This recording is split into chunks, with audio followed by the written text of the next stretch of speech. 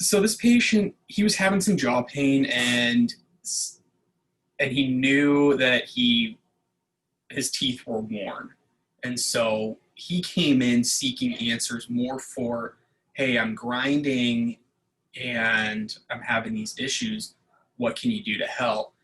And what I'm able to do is connect the dots with the grinding and the tooth wear and the joint pain into the true cause of it, which is the airway issue.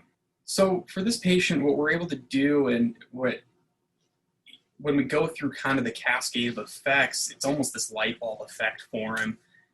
And because you get this interlink of everything that's going on in his life is not just separate issues, but our body is a singular unit and things work together in unison. Then you take one of those things out of whack and it kind of affects the whole system. My focus is, and dentists in general, is the head and neck area, specifically the oral cavity, their mouth. And general medicine, they've got to look at your entire body. So for me, I have the ability to focus on one small part of the body, and that's directly connected to your breathing.